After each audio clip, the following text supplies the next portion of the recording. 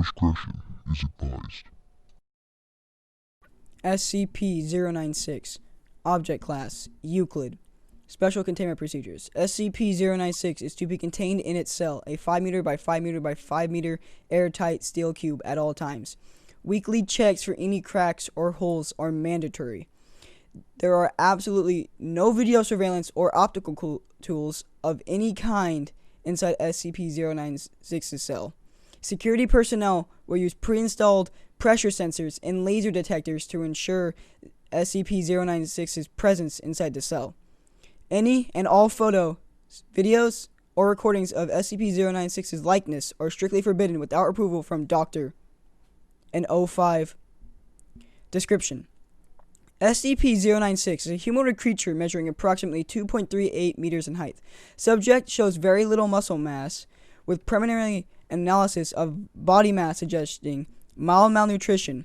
Arms are grossly out of proportion with the rest of the subject's body, with an approximate length of 1.5 meters each. Skin is mostly devoid of pigmentation, with no signs of any body hair. SCP-096's jaw can open to 4 times the normal of an average human. Other facial features remain similar to an average human, with the exception of the eyes, which are also devoid of pigmentation. It is not yet known whether SCP-096 is blind or not.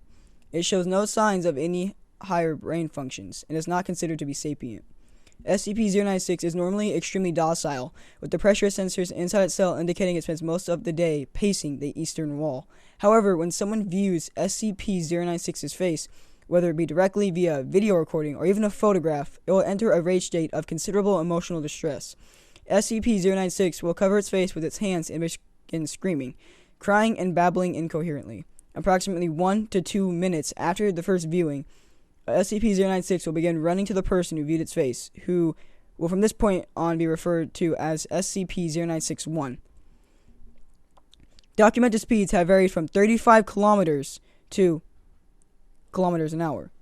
It seems to depend on the distance from SCP-096-1. At this point, no known material or method can impede 096's progress. The actual position of SCP-096-1 does not seem to affect SCP-096's response to it. It seems to have an innate sense of SCP-096's location. Note: this reaction does not occur when viewing artistic depictions. See Document 096-1.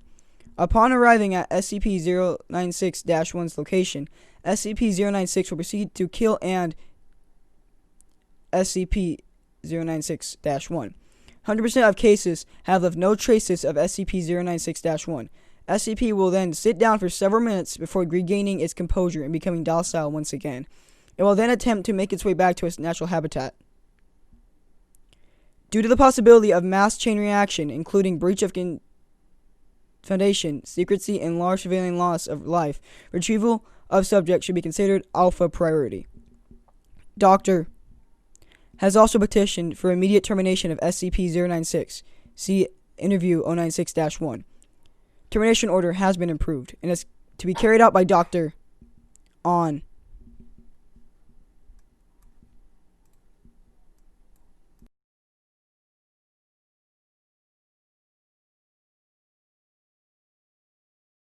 Time. Research area.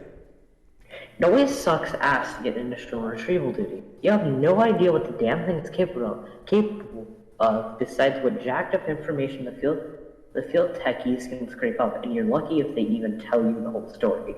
They told us to bag and tag, didn't tell us jack shit about not looking at the damn thing. Could you describe the mission, please? Yeah, sorry. We had 2 choppers, one with my team and one with backup Zulu 9-B and Doctor. We spotted the target about 2 clicks north of our patrol path. I'm guessing he wasn't facing our direction, or else he would have taken us out then and there. Your report says SCP-096 didn't react to the cold. It was negative Celsius. Actually, it was negative. And yes, it was butt naked and didn't so much as shiver. Anyway, we landed approaching the target, and Corporal got ready to bag it. That's when Doctor called. I turned to answer it, and that's what saved me. The target must have turned, and my whole squad saw it. That's when SCP-096 entered an agitated emotional state. Yep. Sorry, I got the willies for a second. That's alright. Yeah, well, I never saw its face. My squad did, and they paid for it up the ass. Could you describe it a little more, please? Yeah, it started screaming at us and crying. Not animal roaring, though. It sounded exactly like a person. Really fucking creepy. We started firing at it when it picked up Corporal and ripped off his leg. God, he was screaming for help. Fucking... Anyway, we were blowing chunks out of the target round after round. Didn't do jack shit. I almost lost it when it started him. That's when you ordered the use of a AT-4 HEDT launcher.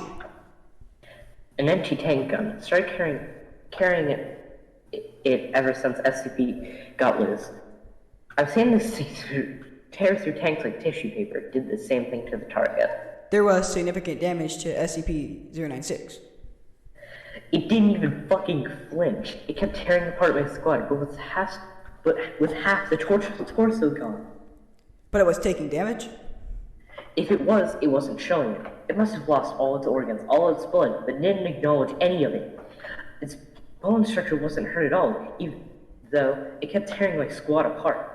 So no actual structural damage. How many rounds would you say were fired at SCP-096? At the least, 1,000. Our door gunner kept his GAU-19 on it for at least 20 seconds.